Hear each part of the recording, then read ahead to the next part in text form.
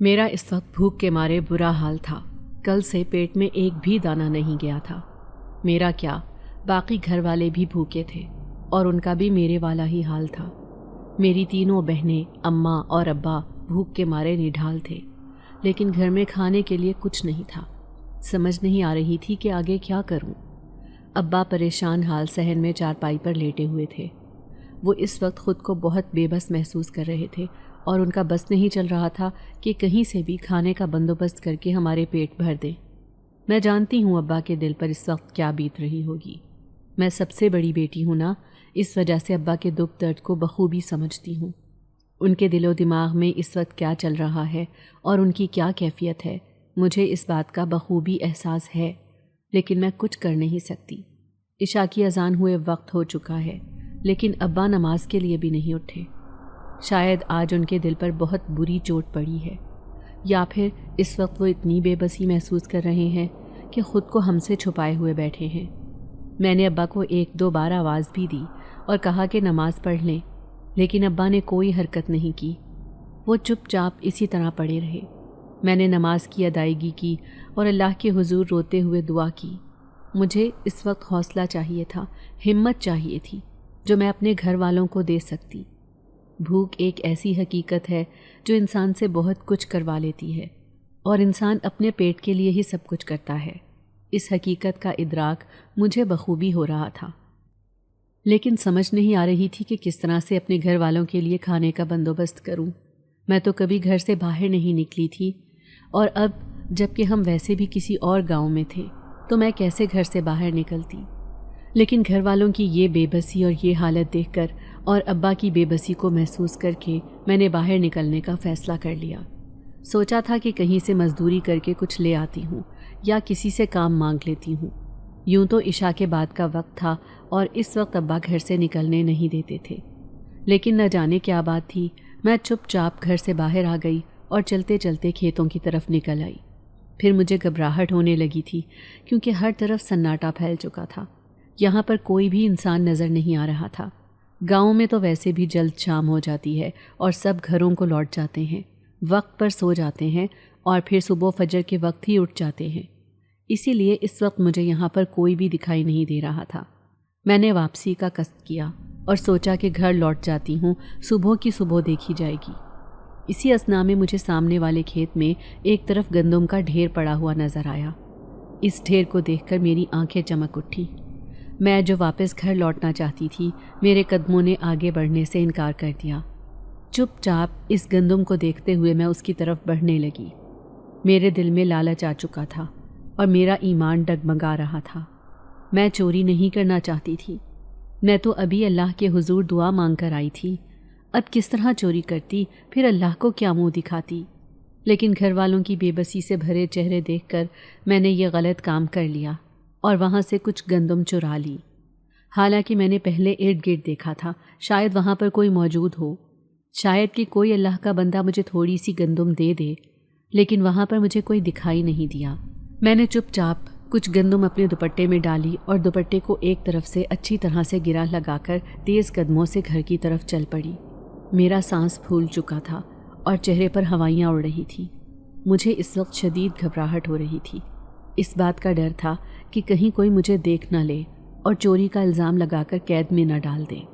یوں تو میں نے صرف گندم ہی چرائی تھی، لیکن چوری تو کی تھی نا، اور میرا اللہ ہی اس بات کو جانتا ہے کہ میں نے کن حالات میں آ کر یہ چوری کی تھی۔ میں تیز تیز قدم اٹھاتی ہوئی جلدی سے گھر پہنچ گئی۔ اماں پریشان صورت لیے دروازے پر ہی کھڑی تھی۔ مجھے آتا دیکھ کر جیسے انہوں نے شکر کا سانس لیا۔ کہنے لگیں، کنزا بیٹا، تو کدھر چلی گئی تھی؟ تجھے پتہ نہیں رات کا کیا وقت ہو گیا ہے؟ اور پھر ابھی ہم اس گاؤں میں نئے ہیں، ہمیں یہاں کے ماحول کا نہیں پتہ، تو چپ چاپ بغیر بتائے گھر سے باہر نکل گئی۔ اماں نے مجھے ڈپٹتے ہوئے کہا، اور پھر اچانک ان کی نظر میرے دوپٹے میں بندھی ہوئی گندم پر پڑی تو پوچھنے لگیں، یہ کیا باندھا ہوا ہے، کہاں سے لائی ہو؟ اماں نے مجھ سے پوچھا تو میں ایک لمحے کے لیے گڑبڑا گئی۔ میں اماں کو یہ نہیں کہنا چاہتی تھی کہ میں نے چوری کی ہے۔ میں نے منٹوں میں اپنے ذہن میں جوڑ توڑ کر کے اماں سے کہا، اماں، دراصل آپ سب کی یہ حالت مجھ سے دیکھی نہیں جا رہی تھی، میں بہت پریشان ہو گئی تھی اور ابا جس طرح بے بسی کے عالم میں چارپائی پر لیٹے ہوئے تھے، میں ان کو اس طرح دیکھ نہیں پا رہی تھی، اس لیے گھر سے خاموشی سے نکل گئی۔ میں نے سوچا کہ کسی سے کام مانگ لیتی ہوں اور بدلے میں اس سے کھانے کے لیے کچھ لے آؤں گی۔ یوں ہی چلتے چلتے کھیت میں پہنچ گئی۔ وہاں پر کھیت کا مالک کافی ہمدرد تھا۔ اسے میں نے جب کام کے لیے کہا تو اس نے کہا کہ کل کام کا پتہ کر لینا، میں کوئی نہ کوئی بندوبست کر دوں گا، اور میں نے پھر اس سے تھوڑی گندم مانگ لی۔ اس نے مہربانی کرتے ہوئے دے دی۔ میں نے اماں سے کہا تو اماں اس کھیت کے مالک کو دعائیں دینے لگی۔ حالانکہ مجھے اس بات پر افسوس تھا کہ میں نے اماں سے جھوٹ بولا، لیکن جھوٹ بولنے کے علاوہ میرے پاس اور کوئی چارہ بھی تو نہیں تھا۔ میں کیا کہتی کہ میں نے گندم کھیت سے چوری کی ہے اور چوری کی ہوئی گندم آپ سب کھا لو۔ اگر میں ایسا کہتی تو اماں کبھی بھی اس گندم کو کھانے کے لیے استعمال نہ کرتی، بلکہ مجھے اسی وقت واپس بھیج دیتی اور کہتی کہ اسے واپس رکھ کر آؤ۔ لیکن اب اماں نے اس کھیت کے مالک کو دعائیں دیتے ہوئے جلدی سے گندم کو پیسنا شروع کر دیا، کیونکہ خود ان کی بھی حالت بھوک سے کافی بری تھی اور میری باقی بہنوں کی بھی حالت خراب تھی۔ کچھ ہی دیر میں گندم پس گئی تو اماں نے کمال مہارت سے آٹا گوندھ کر چھوٹی چھوٹی روٹیاں بنانی شروع کر دیں۔ تازہ گندم کی سوندھی سوندھی خوشبو سارے گھر میں پھیل گئی اور ہم سب باری باری اچار کے ساتھ روٹی کھانے لگے۔ پیٹ میں کچھ گیا تو شکر ادا کیا اور بستر پر لیٹ کر ایک ہی خیال ذہن میں آ رہا تھا، اب کل کا بندوبست کیسے ہوگا؟ اب کل کیا ہوگا؟ کیا کل بھی گندم چوری کرنی پڑے گی یا پھر بھوکا سونا پڑے گا؟ سونے سے پہلے یہ آخری سوچ میرے دماغ میں چل رہی تھی، اور پھر میں کب نیند میں غافل ہو گئی مجھے کچھ خبر نہ ہوئی۔ میرا نام کنزا ہے اور میں ایک 21 سال کی جوان لڑکی ہوں۔ میرے گھر میں میرے علاوہ میری 3 بہنیں اور ہیں، اماں اور ابا۔ ہم چاروں بہنوں پر جان چھڑکتے ہیں۔ ابا کا کوئی بیٹا نہیں ہے۔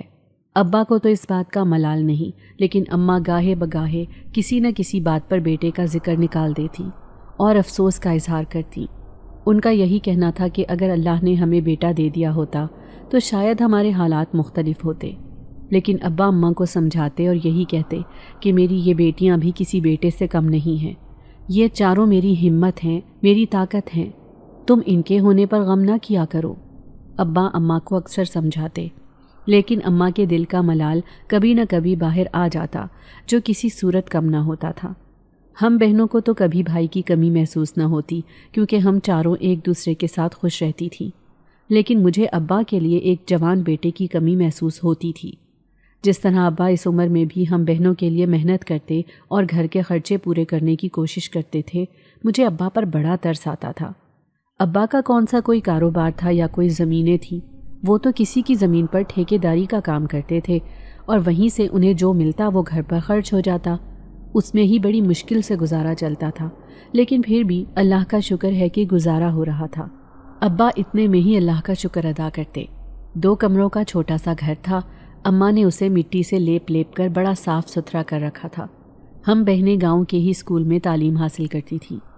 یوں تو میں نے میٹرک کے بعد اسکول چھوڑ دیا تھا، کیونکہ آگے پڑھنے کے وسائل نہیں تھے، جبکہ میری بہنیں ابھی پڑھ رہی تھیں اور ابا کی یہی کوشش تھی کہ وہ آگے بھی انہیں پڑھا سکیں، لیکن کالج کے لیے شہر جانا پڑتا تھا اور وہاں تک جانے کے لیے ابا کے پاس اتنے وسائل نہیں تھے۔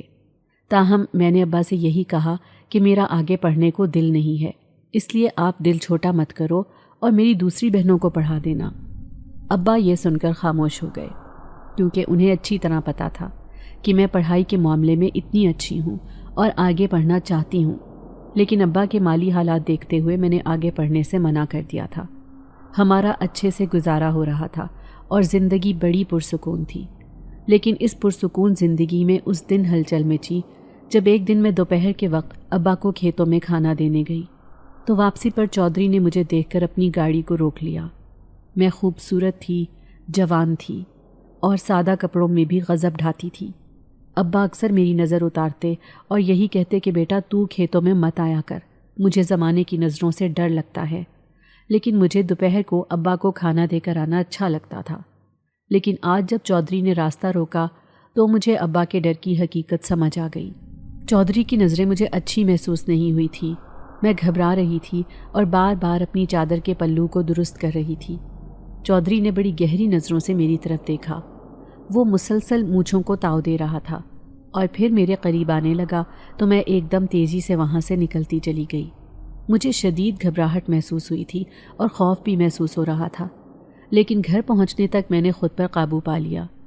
میں اماں یا ابا کو یہ نہیں بتانا چاہتی تھی، کیونکہ اگر میں انہیں بتاتی تو وہ دونوں گھبرا جاتے۔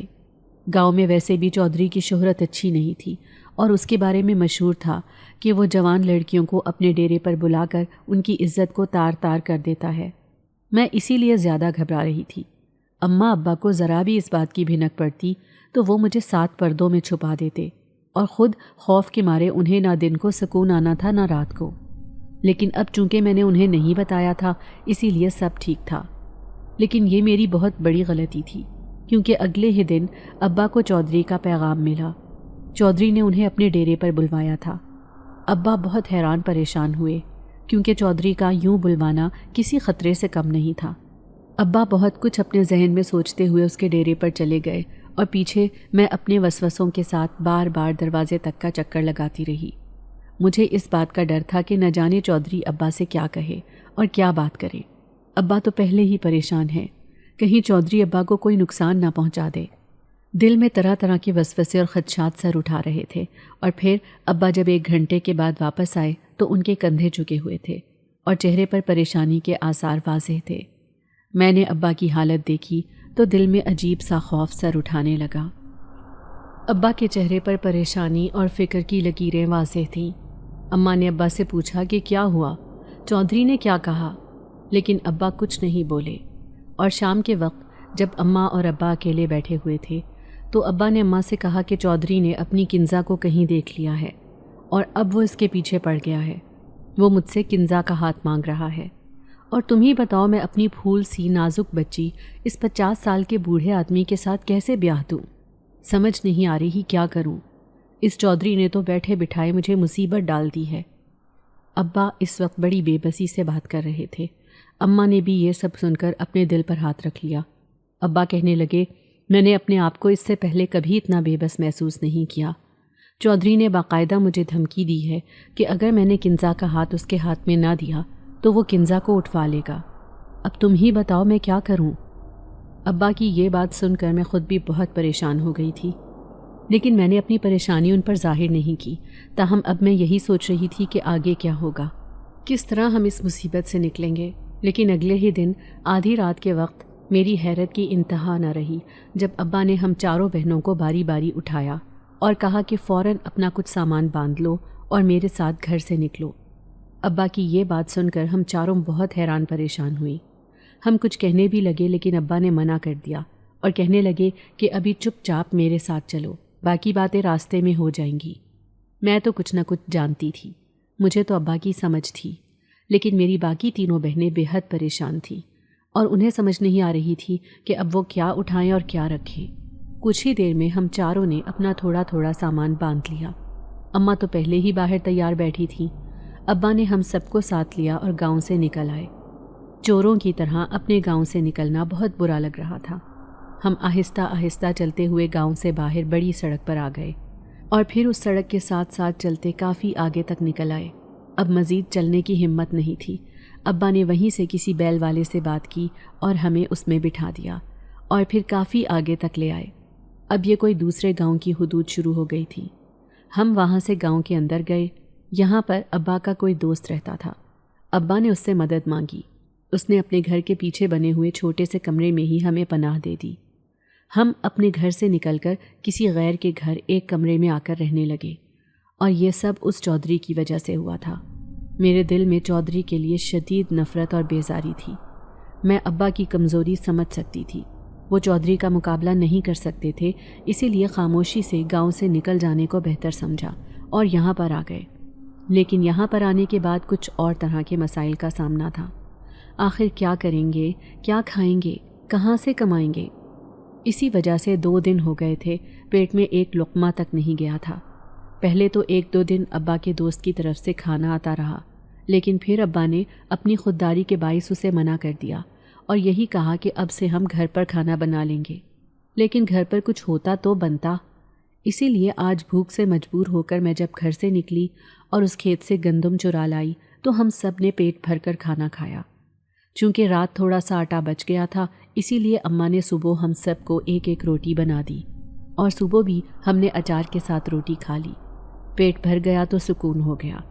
ابا کام کی تلاش میں گاؤں میں نکل گئے، اور میں اور میری باقی بہنیں گھر کے کام کاج سے فارغ ہونے کے بعد ایک دوسرے کی شکل دیکھتی رہیں۔ کرنے کو کوئی کام نہیں تھا، اور سمجھ نہیں آ رہی تھی کہ آگے ہمارا مستقبل کیا ہوگا۔ اپنا گھر، اپنا گاؤں چھوڑ کر آنا اور یہاں پر کسی غیر کے گھر میں اس طرح بے بسی کی حالت میں پڑے رہنا بالکل اچھا نہیں لگ رہا تھا۔ ابا تقریباً 2-3 گھنٹوں کے بعد واپس آ چکے تھے۔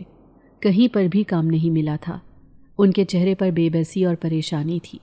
ہم نے ابا کو تسلی دی اور یہی کہا کہ کوئی بات نہیں، کام کا بندوبست ہو جائے گا، اللہ مالک ہے۔ میں بھی شام کو عصر کے وقت گھر سے نکل آئی۔ میرا ارادہ تھا کہ کل جس کے کھیت سے میں نے گندم چرائی تھی اس سے کام کی بات کر لوں اور اسے کل کی چرائی ہوئی گندم کے بارے میں بھی بتا دوں، لیکن جب میں کھیت پر آئی تو وہاں پر کوئی بھی نہیں تھا۔ میں نے کچھ دیر انتظار کیا اور ادھر ادھر دیکھا، لیکن کہیں پر کوئی نہیں تھا، اور آج بھی گندم اسی طرح پڑی ہوئی تھی۔ اسے دیکھ کر میں بے ایمان ہو گئی اور میں نے پھر اس میں سے کچھ گندم چرا لی۔ گندم چراتے ہوئے میرے ہاتھ تو کانپ رہے تھے، کیونکہ کبھی بھی اماں ابا نے ایسی تربیت نہیں کی تھی، لیکن اب کیا کرتی، بھوک برداشت نہیں ہوتی تھی۔ گندم چرا کر میں گھر لے آئی تو اماں نے پوچھا کہ آج پھر تم گندم لے آئی ہو، آخر تمہیں وہ گندم کیسے دے دیتا ہے؟ میں نے اماں سے کہا کہ میں نے اسے کام کے لیے کہا تھا، لیکن اس کے پاس کام نہیں ہے۔ اس نے یہی کہا ہے کہ جب تک کام نہیں ہو جاتا تب تک تم روز تھوڑی سی گندم لے جایا کرو تاکہ تم لوگوں کا ایک وقت کا گزارا ہو جائے، باقی میں کوشش کروں گا کہ جلد تمہیں کام دے دوں۔ میں نے اماں سے جھوٹ ہی بول کر انہیں مطمئن کر دیا۔ اماں نے سر ہلا دیا اور اسی طرح روٹی بنا کر ہم سب کو دے دی۔ اب روز ایسا ہی ہوتا، میں شام کو جاتی لیکن جب وہاں کھیت میں کوئی بھی نہ ہوتا تو گندم چرا کر گھر لے آتی۔ پہلے 1-2 بار کے بعد اماں نے اب پوچھنا چھوڑ دیا تھا، اور اب تو جیسے میں عادی ہو گئی تھی۔ شام کے وقت خاموشی سے جا کر گندم لے آتی اور اماں کو دے دیتی، لیکن مجھے نہیں پتا تھا کہ میری یہ چوری کھیت کے مالک کی نظر میں آ جائے گی۔ ایک دن اسی طرح جب میں گندم چرا کر واپس آ رہی تھی تو مجھے اپنے پیچھے کسی کی آہٹ محسوس ہوئی۔ پلٹ کر دیکھا تو کوئی اجنبی آدمی چلتا آ رہا تھا۔ آج پہلی بار میں نے اس وقت گاؤں میں کسی آدمی کو دیکھا تھا، اور وہ بھی ایک بے حد خوبصورت اور جوان شخص کو، لیکن میں اسے نظر انداز کرتی ہوئی تیز تیز قدم اٹھاتی گھر کی طرف بڑھ گئی۔ وہ آدمی بھی میرے پیچھے ہی آ رہا تھا۔ مجھے اس بات کا تو گمان نہیں تھا کہ وہ میرا پیچھا کر رہا ہے، لیکن وہ میرے پیچھے پیچھے گاؤں کی طرف ہی آ رہا تھا۔ تاہم کچھ دیر کے بعد مجھے اس بات کا احساس ہوا کہ وہ شخص تو میرا ہی پیچھا کر رہا ہے۔ اس بات نے میرے رونگٹے کھڑے کر دیے اور میں نے اپنی رفتار تیز کر لی۔ تیزی سے تقریباً بھاگتے ہوئے جب میں گھر پہنچی تو دروازے کو اچھی طرح بند کر دیا۔ میرا سانس پھول رہا تھا اور بھاگ بھاگ کر چہرے پر پسینے کے قطرے نمودار تھے۔ میں کچھ دیر وہیں پر کھڑی رہی۔ اس بات کا ڈر تھا کہ کہیں وہ اجنبی دروازہ نہ کھٹکھٹا دے، لیکن کچھ بھی نہیں ہوا۔ وہ شاید پلٹ گیا تھا یا آگے گزر گیا تھا، میں جان نہ سکی۔ کچھ دیر کے بعد خود کو قابو کرتے ہوئے میں اندر چلی آئی اور اماں کو لا کر گندم دے دی۔ اماں نے بسم اللہ کر کے روٹی بنائی۔ مجھے اب تھوڑی شرمندگی ہونے لگی تھی۔ اماں کو تو اس بات کا پتہ ہی نہیں تھا کہ میں گندم چرا کر لاتی ہوں، اور اگر جو کسی دن انہیں اس بات کا پتہ چل گیا تو وہ بہت ناراض ہوں گی۔ مجھے اس بات کا اندازہ تھا، اس لیے میں یہی چاہ رہی تھی کہ مجھے پہل ہی کام مل جائے تاکہ اماں کو حقیقت کے بارے میں معلوم نہ ہو۔ لیکن آج جو میرے پیچھے وہ اجنبی چلتا آیا، اس بات نے مجھے تھوڑا خوفزدہ کر دیا تھا۔ مجھے اس بات کا ڈر تھا کہ کہیں اس نے مجھے گندم چراتے ہوئے دیکھ تو نہیں لیا، کہیں اسے یہ معلوم تو نہیں ہو گیا کہ میں چوری کر کے گندم لائی ہوں۔ لیکن پھر خود کو یہ سوچ کر مطمئن کر لیا کہ گندم تو میں نے پہلے ہی چرا لی تھی، اس نے بعد میں میرا پیچھا کیا تھا۔ اگلے دن میں کھیت میں جاتے ہوئے گھبرا رہی تھی۔ مجھے ڈر لگ رہا تھا کہ کہیں کل والا اجنبی پھر سے میرا پیچھا نہ کرے، لیکن جب میں گندم چرا کر کھیتوں سے نکلی تب تک تو وہ وہاں پر نہیں تھا۔ جیسے ہی تھوڑا سا آگے آئی تو پھر سے وہ اجنبی میرے پیچھے پیچھے تھا۔ مجھے اب اس سے خوف محسوس ہو رہا تھا۔ میں جلدی سے گھر جانا چاہتی تھی، اس لیے دوڑتے قدموں کے ساتھ گھر کی طرف بڑھ گئی۔ اب میں وہاں سے گندم نہیں چرانا چاہتی تھی۔ مجھے اس بات کا ڈر تھا کہ اگر اس نے مجھے ٹوک دیا یا مجھ سے پوچھ لیا کہ میں کس کی اجازت سے گندم لے کر جا رہی ہوں تو میں کیا جواب دوں گی۔ اسی لیے میں اگلے دن وہاں پر نہیں گئی۔ اماں نے مجھے کہا بھی کہ آج گندم لینے نہیں جانا، تو میں نے انہیں یہی کہا کہ کچھ دیر میں جاتی ہوں۔ حالانکہ آج میرا کوئی ارادہ نہیں تھا، لیکن ابھی عصر کی اذان ہو گئی۔ کچھ دیر ہی گزری تھی کہ اچانک زور زور سے دروازے پر دستک ہوئی۔ ابا نے دروازے پر جا کر دیکھا۔ کچھ دیر اس سے بات چیت کے بعد وہ اندر آ گئے۔ میں نے ابا سے پوچھا، ابا دروازے پر کون تھا؟ اس گاؤں میں تو ہمیں کوئی جانتا بھی نہیں، تو پھر ہمارے گھر کون چلا آیا؟ میں نے ابا سے پوچھا تو ابا کہنے لگے، باہر کوئی اجنبی تھا، اسے کسی نے بتایا ہے کہ مجھے کام کی ضرورت ہے، اسی لیے اس نے مجھے اپنی حویلی میں کام دے دیا ہے۔ وہ سڑک کے پار جو بڑی حویلی ہے وہ اسی اجنبی کی ہے، اس کا نام شاہ نواز ہے، اور اس نے مجھے کل سے کام پر آنے کے لیے کہا ہے۔ تنخواہ بھی اچھی مقرر کی ہے، اور اس کے علاوہ وہ گندم بھی دے گا۔ ابا نے بڑی خوشی سے بھرپور لہجے میں کہا، لیکن نہ جانے کیا ہوا، گندم کا نام سن کر میں ایک لمحے کے لیے چونک گئی، اور مجھے فوراً اس اجنبی کا خیال آیا۔ مجھے ایسا لگ رہا تھا کہ آج جو گھر پر وہ اجنبی آیا تھا، یہ وہی کھیتوں والا اجنبی ہے جس نے میرا پیچھا کیا تھا۔ اگلے دن ابا بڑی خوشی خوشی کام پر چلے گئے۔ ابا کے کام ملنے کی ہمیں بھی بہت خوشی تھی، لیکن مجھے تو ایک ڈر بھی تھا کہ کہیں وہ ابا کو یہ نہ بتا دے کہ میں کھیتوں سے گندم چرا کر گھر لے جاتی ہوں۔ اگر اس نے ابا کو یہ بتا دیا تو ابا مجھ سے بہت خفا ہوں گے، مجھے اسی بات کا ڈر تھا۔ اسی لیے ابا کے کام پر جانے کو میں نے غنیمت جانا، اور دوپہر کے بعد گھر سے نکل آئی اور سیدھی انہی کھیتوں میں چلی گئی۔ وہ اجنبی وہاں موجود تھا، مجھے دیکھ کر شرارت سے مسکرا دیا۔ میں شرمندہ سے انداز میں اس کی طرف آئی اور اسے کہا، میں آپ سے کچھ کہنا چاہتی ہوں۔ وہ میری طرف متوجہ ہو کر بولا، کہو، کیا کہنا ہے؟ میں چند لمحے کھڑی اپنی انگلیاں مروڑتی رہی، اور پھر میں نے اسے اپنی گندم چوری کے بارے میں سب بتا دیا، اور جن حالات میں نے وہ چوری کی تھی میں نے اسے وہ بھی بتا دیے، جسے سن کر اس کے چہرے پر ملال آ گیا، اور وہ کہنے لگا کہ مجھے معلوم نہیں تھا کہ تم اتنی مجبور اور بے بس ہوگی۔ میں تمہارے گھر کے حالات جان گیا ہوں، اسی لیے تمہارے ابا کو اپنے گھر پر ملازمت دی ہے۔ تم فکر مت کرو، اگر تم نے گندم چرا بھی لی تو کوئی بات نہیں، میں نے تمہیں وہ معاف کیا۔ اس اجنبی کی اتنی مہربانی پر میں اس کی بہت شکر گزار ہوئی، اور اس سے یہ درخواست کی کہ ابا کو یہ بات مت بتانا کہ میں نے تمہارے کھیتوں سے گندم چرائی تھی۔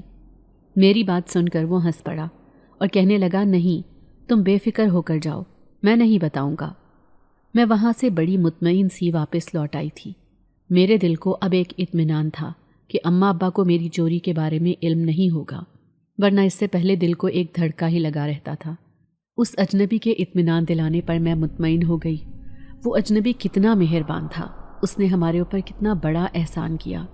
جب اس گاؤں میں کوئی بھی ہمیں منہ نہیں لگا رہا تھا اور کام دینے کو تیار نہیں تھا، ہم یہاں پر بھوکے پیاسے بیٹھے ہوئے تھے۔ جب کوئی بھی ہماری مدد کو آگے نہیں بڑھا تو اس نے مہربان بن کر ہماری مدد کی تھی۔ میں اس کے بارے میں سوچنے لگی اور مجھے اس کے بارے میں سوچنا اچھا لگ رہا تھا۔ وہ بہت خوبصورت تھا، اور اتنا خوبصورت مرد میں نے اپنی زندگی میں پہلی بار دیکھا تھا۔ ابا کی وہاں پر نوکری کیا شروع ہوئی، ابا کافی مصروف ہو گئے، اور اس کے ساتھ ساتھ وہ اب پہلے سے بہت مطمئن اور خوش بھی تھے۔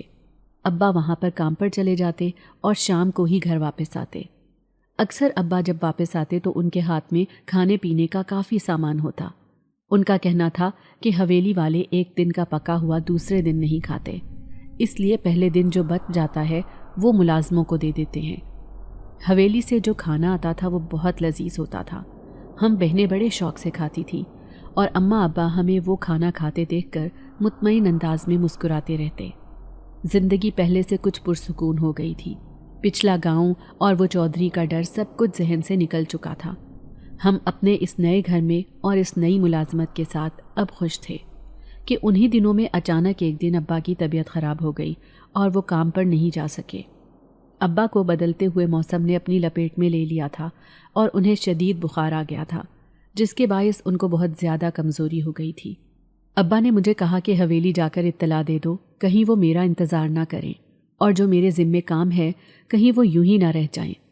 میں ابا کی بات سن کر سر ہلا کر رہ گئی اور اسی وقت حویلی چلی آئی۔ شکر ہے کہ مجھے حویلی کے دروازے پر ہی شاہ نواز مل گیا تھا۔ سلام کرنے کے بعد میں نے اسے ابا کی حالت کے بارے میں بتایا تو وہ تھوڑا پریشان ہو گیا اور کہنے لگا، کوئی بات نہیں، تم اپنے ابا سے کہنا کہ جب تک طبیعت مکمل ٹھیک نہیں ہو جاتی وہ کام پر نہ آئیں۔ شاہ نواز نے کمال مہربانی کرتے ہوئے ابا کو چھٹی دے دی، لیکن میں تھوڑا جھجک کر اس سے کہنے لگی کہ پھر وہ تنخواہ کٹ جائے گی۔ لیکن میری بات سن کر اس نے جو جواب دیا اس نے مجھے خوشگوار حیرت میں ڈال دیا۔ شاہ نواز کا کہنا تھا کہ نہیں، میں اپنے ملازموں کی چھٹی کی تنخواہ نہیں کاٹتا، ملازموں کا حق انہیں پوری طرح دیتا ہوں۔ شاہ نواز کی یہ بات میرے دل میں گھر کر گئی اور میں بہت حیران ہوئی، ورنہ آج کل کے دور میں کون اتنا مہربان ہوتا ہے؟ کون اپنے ملازموں کی تنخواہ نہیں کاٹتا؟ یہاں پر تو ایک چھٹی کر لو تو لوگ پیسے کاٹنا شروع کر دیتے ہیں، جبکہ شاہ نواز جیسے مہربان لوگ بھی ہوتے ہیں جو اپنے ملازموں کا اتنا خیال کرتے ہیں۔ اور اسی دن شام کے وقت شاہ نواز کافی سارے پھل اور جوس کے ڈبوں کے ساتھ گھر چلا آیا۔ اسے اپنے دروازے پر دیکھ کر میں بے حد حیران ہوئی تھی، لیکن اب اسے واپس نہیں بھیج سکتی تھی کیونکہ وہ ابا کی خبر گیری کے لیے آیا تھا۔ میں اسے لے کر اندر آ گئی اور ابا کے قریب ہی بٹھا دیا۔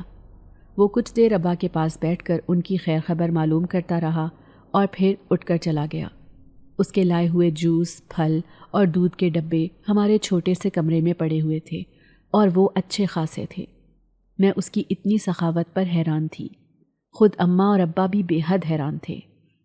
انہیں جیسے یقین نہیں آ رہا تھا کہ کوئی ان کے ساتھ اتنا مہربان رویہ بھی رکھ سکتا ہے۔ جتنے دن ابا بیمار رہے، شاہ نواز روز ان کی خیر خبر معلوم کرنے آتا اور ان کے لیے ڈھیروں پھل اور فروٹ لے کر آتا۔ ابا روز انہیں منع کرتے اور یہی کہتے کہ میں اب بالکل ٹھیک ہوں، آپ یہ پھل وغیرہ کا تکلف مت کیا کریں، لیکن وہ باز نہیں آتا اور روزانہ اسی طرح لدا پھندا ہمارے گھر آتا۔ ابا نے دوبارہ کام پر جانا شروع کر دیا تھا۔ تقریباً 1 ہفتے کی بیماری کے بعد اب ابا بہتر تھے۔ جس دن ابا پہلے دن کام پر گئے اس دن دوپہر کے بعد میں کھیتوں کی طرف چلی آئی اور شاہ نواز سے ملنے اس کے کھیت کی طرف آ گئی۔ میرا مقصد شاہ نواز کا شکریہ ادا کرنا تھا، جس طرح اس نے اس دوران ابا کا خیال رکھا اور ان کی خبر گیری کے لیے آتا رہا، ہمارے لیے یہ بہت بڑی بات تھی۔ میری توقع کے عین مطابق شاہ نواز اس وقت اپنے کھیتوں میں ہی موجود تھا اور فصل کی کٹائی کی نگرانی کر رہا تھا۔ میں وہاں پر پہنچی تو مجھے دیکھ کر وہ حیران ہو کر بولا، تم یہاں کیا کر رہی ہو؟ کیا پھر سے گندم چرانے آئی ہو؟ اس نے شرارتاً جب یہ بات کہی تو میں بے حد شرمندہ ہو گئی، لیکن میں نے اس سے کہا کہ میں دراصل آپ کا شکریہ ادا کرنے آئی تھی۔ آپ نے جس طرح یہ پورا ہفتہ ابا کا خیال رکھا اور ان کی خبر گیری کی، یہ میرے لیے بہت معنی رکھتا ہے۔ میری بات سن کر شاہ نواز نے گہری نظروں سے میری طرف دیکھا اور کہنے لگا، مجھے تو یہ سب کرنا ہی تھا۔ میں ہمیشہ ان لوگوں کی مدد کرتا ہوں جو اپنے حالات کی وجہ سے تنگ ہوں، تم فکر مت کرو، یہ کوئی احسان نہیں ہے۔ شاہ نواز نے قدرے عاجزی اور انکساری سے کہا، لیکن میں نے اسے کہا کہ یہ تو آپ کا بڑا پن ہے، لوگ تو پاس سے گزرتے ہوئے حال بھی معلوم نہیں کرتے، لیکن آپ نے اتنی مہربانی کی۔ میرے لہجے میں ممنونیت تھی، احسان مندی تھی۔ شاہ نواز چند لمحے میری طرف دیکھتا رہا اور پھر کہنے لگا، تم زیادہ تکلف مت کرو، میں نے تمہیں کہا نا یہ سب میرا کام ہے اور میں اسی طرح لوگوں کی مدد کرتا ہوں، کیونکہ میں ایک جن زادہ ہوں اور اس دنیا میں لوگوں کی بھلائی اور ان کی مدد کے لیے ہی آیا ہوں۔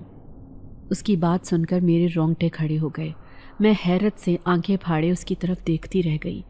وہ کہہ رہا تھا کہ وہ ایک جن زاد ہے، جبکہ میرے سامنے وہ انسان کے روپ میں بیٹھا ہوا تھا۔ بے شک میں نے آج سے پہلے اتنا خوبصورت انسان کبھی نہیں دیکھا تھا، لیکن پھر بھی ایک جن زاد ہونا اور ایک انسان ہونے کا اتنا فرق تو ہے۔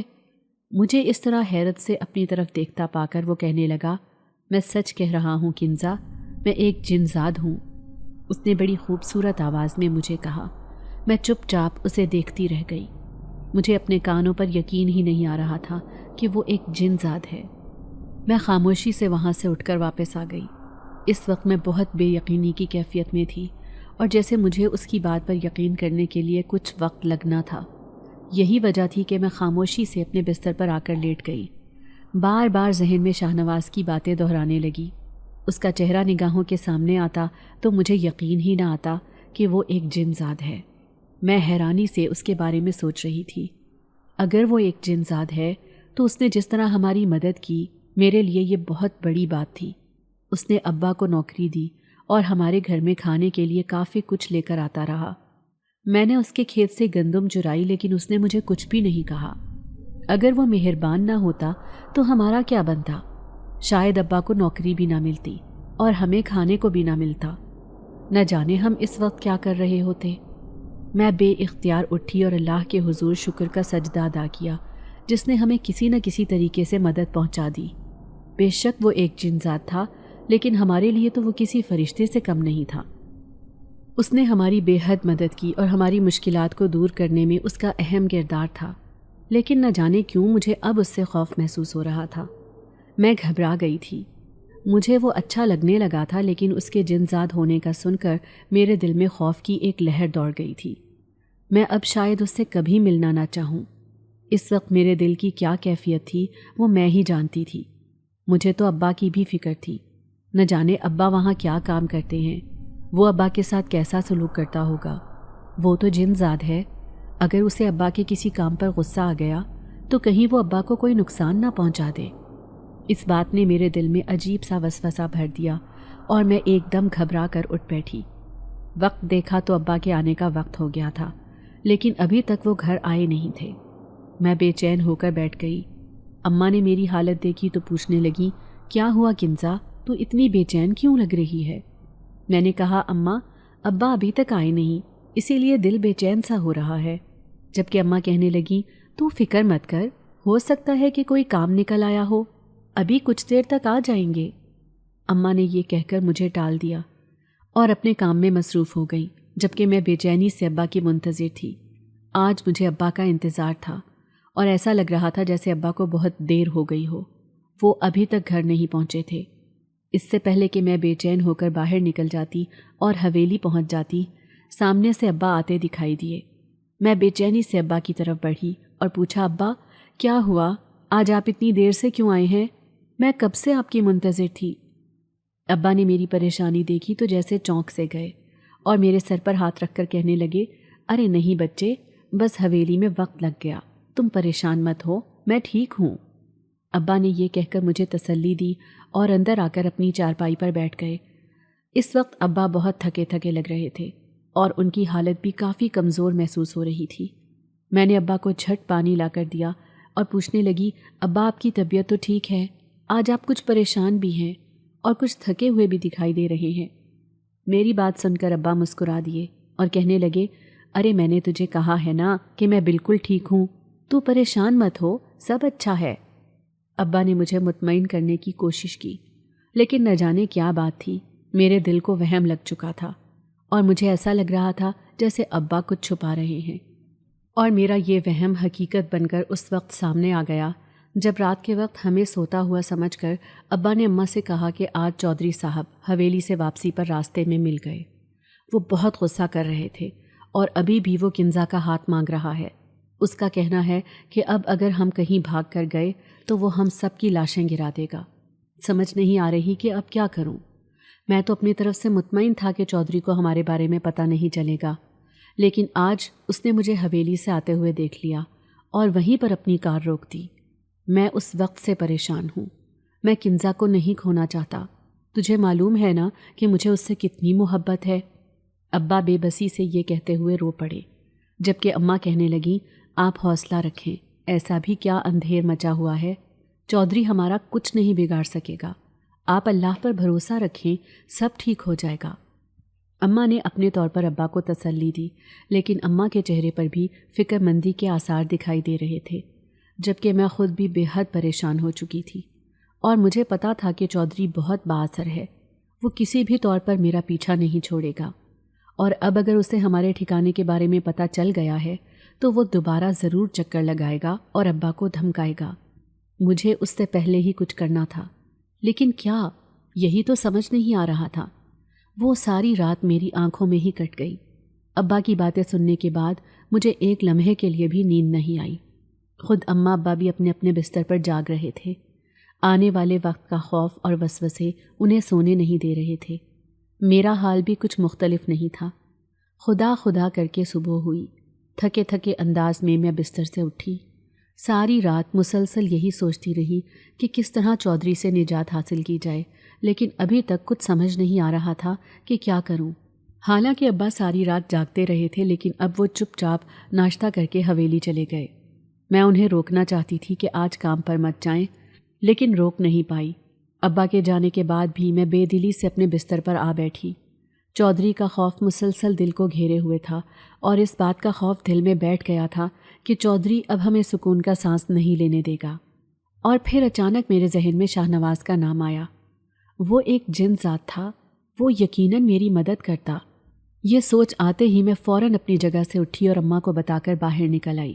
حالانکہ اماں نے مجھے روکا بھی کہ تم باہر مت جاؤ، لیکن میں نے ان کی ایک نہیں سنی اور سیدھی شاہ نواز کے کھیتوں کی طرف چلی آئی۔ وہ اپنے کھیتوں میں اپنی مخصوص جگہ پر بیٹھا ہوا تھا۔ اس وقت اس کے قریب گاؤں کے کچھ لوگ تھے جنہیں وہ اجرت دے رہا تھا۔ شاید فصل کی کٹائی مکمل ہو چکی تھی اور وہ اسی کی اجرت دے رہا تھا۔ میں نے ایک طرف کھڑے ہو کر اپنی باری کا انتظار کیا۔ کچھ دیر کے بعد وہ سب اپنی اپنی اجرت لے کر چلے گئے تو وہ میری طرف متوجہ ہوا اور پوچھنے لگا، کیا بات ہے؟ سب خیریت تو ہے؟ تم چہرے سے کچھ پریشان لگ رہی ہو۔ شاہ نواز نے پوچھا تو بے اختیار میری آنکھوں سے آنسو بہنے لگے، اور پھر میں نے اسے سب کچھ بتا دیا۔ چودھری کے بارے میں اسے بتا کر جیسے میں کچھ مطمئن سی ہو گئی۔ شاہ نواز کے چہرے پر سوچ کی باریک لکیریں واضح تھیں، تاہم اس نے مجھے تسلی دی اور یقین دلایا کہ میں اس معاملے کا کوئی نہ کوئی حل نکال لیتا ہوں، تم فکر مت کرو۔ شاہ نواز کے یوں تسلی دینے پر مجھے اطمینان سا ہو گیا اور پھر میں وہاں سے واپس لوٹ آئی۔ نہ جانے کیا بات تھی، شاہ نواز کا خیال آتے ہی مجھے ایسے لگتا تھا جیسے میرا یہ مسئلہ حل ہو جائے گا، اور پھر ایسا ہی ہوا۔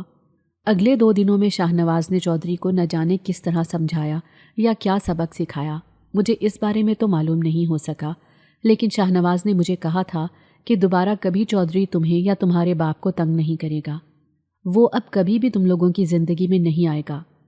شاہ نواز کی اتنی مہربانی پر میں بے اختیار اس کی مشکور ہو گئی اور بھیگی آنکھوں سے اس کا شکریہ ادا کیا۔ وہ چند لمحے خاموشی سے میری آنکھوں میں دیکھتا رہا کہ مجھے کچھ عجیب سا محسوس ہوا۔ میں جیسے خود میں ہی سمٹ گئی اور شاہ نواز سے نظریں چرانے لگی۔ کچھ دیر کے بعد وہ کہنے لگا، کنزا میں تمہیں بہت پسند کرتا ہوں، تم ایک اچھی لڑکی ہو، اور جس طرح تم اپنے گھر اور بہن بھائیوں کا خیال کرتی ہو، میری زندگی میں یہ بات بہت اہمیت کی حامل ہے۔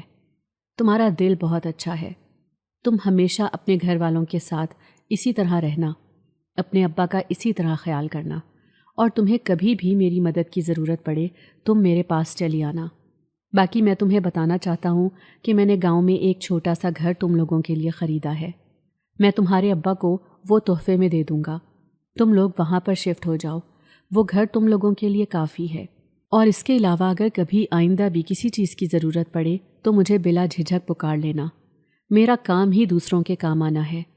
شاہ نواز نے بڑے گھمبیر لہجے میں اپنی بات مکمل کی کہ میں اسے دیکھتی رہ گئی۔ اس نے پہلے ہی ہمارے لیے بہت کچھ کیا تھا، اور اب یہ گھر لے کر دینا، یہ تو بہت بڑی بات تھی۔ اگلے 1-2 دنوں میں ہم اس گھر میں شفٹ ہو گئے۔ چھوٹا سا پیارا سا گھر تھا، لیکن اپنا تھا، اور یہاں پر آ کر میری بہنیں بھی بہت خوش تھیں۔ شاہ نواز نے ہمارے گھر گندم کی کافی بڑی مقدار بھی بھیج دی۔ ابا نے بہت منع کیا، لیکن وہ باز نہیں آیا۔ اس کا کہنا تھا کہ وہ اپنے ہر ملازم کو ہر سال گندم دیتا ہے، تو چونکہ ابا بھی حویلی کے ملازم ہیں تو اس لیے ہمیں بھی گندم کا تحفہ ملے گا۔ ابا نے اسی وجہ سے گندم کو رکھ لیا۔ جب ہم نے وہ گاؤں چھوڑا تھا تو ہمیں کئی طرح کے وسوسے اور خدشات تھے، نہ جانے ہمارے ساتھ کیا ہوگا، ہم کہیں پر آباد بھی ہو سکیں گے، ہمیں روزگار بھی مل سکے گا یا نہیں۔ لیکن شاہ نواز کے مل جانے سے ہمارے سارے مسئلے حل ہو گئے تھے۔ اس نے جس طرح ہماری زندگی میں آسانی پیدا کی، اس طرح تو شاید کوئی بھی نہ کرتا۔ جبکہ چودھری ایک انسان ہو کر ہمارے لیے ایک سے ایک نئی مشکل کھڑی کرتا رہا، اور شاہ نواز ایک جن زاد ہو کر ہمارے لیے ان ساری مشکلات کو ختم کرتا چلا گیا۔ میرے دل میں شاہ نواز کے لیے خاص مقام ہے، اور اس کی عزت سب سے بڑھ کر ہے۔ یہ بات آج بھی میں سوچتی ہوں کہ اگر بھوک سے مجبور ہو کر اس دن میں وہ گندم چرانے نہ جاتی تو شاید کبھی شاہ نواز سے میری ملاقات نہ ہوتی۔ حالانکہ چوری کرنا غلط بات ہے، لیکن اس چوری نے مجھے ایک صحیح بندے سے ملوا دیا۔ شاہ نواز ہماری زندگی میں ایک رحمت بن کر آیا اور ہماری مشکلات کو ایک ایک کر کے ختم کرتا گیا۔ اماں اور ابا خاص طور پر اسے بہت دعائیں دیتے ہیں کیونکہ اسی کی بدولت انہیں روزگار بھی ملا اور گھر بھی۔ لیکن انہیں یہ نہیں پتا کہ شاہ نواز کی بدولت ہی انہیں چودھری سے چھٹکارا بھی ملا ہے۔ یہ بات میں نے آج تک انہیں نہیں بتائی، حالانکہ ابا کبھی کبھی حیرت کا اظہار کرتے ہیں اور کہتے ہیں کہ اس دن کے بعد سے دوبارہ کبھی چودھری نے پیچھا نہیں کیا اور نہ ہی ہمیں دھمکانے آیا۔ ابا کی بات سن کر میں دھیرے سے سر جھکا کر مسکرا دیتی ہوں، کیونکہ حقیقت سے صرف میں اور شاہ نواز ہی واقف ہیں۔ نہ تو میں نے کبھی انہیں یہ بات بتائی اور نہ ہی شاہ نواز بتائے گا کہ چودھری کے ساتھ کیا ہوا۔